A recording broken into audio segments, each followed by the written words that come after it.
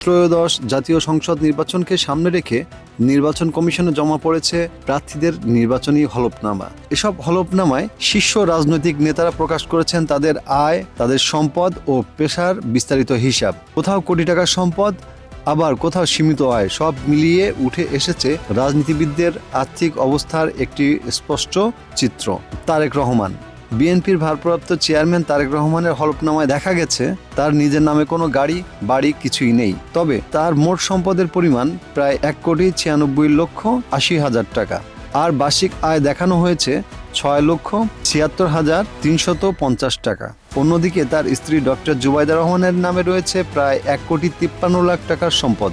মির্জা ফখরুল ইসলাম আলমগীর, বিএনপির মহাসচিব মির্জা ফখরুল ইসলাম আলমগীর ঠাকুরগাঁও ১ আসন থেকে নির্বাচনে অংশ নিচ্ছেন। তার হলফনামা অনুযায়ী তার বার্ষিক আয় ১১,৮৩,০০০ টাকা, মোট সম্পদ ৪,৬,৫৪,০০০ টাকা।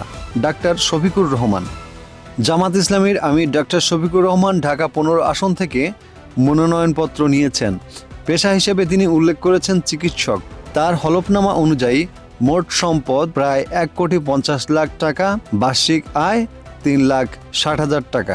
নুরুল হক নূর, গণ অধিকার পরিষদের সভাপতি ও ডাকসুর সাবেক ভিপি নুরুল হক নূর পেশা হিসেবে উল্লেখ করেছেন ব্যবসায়ী।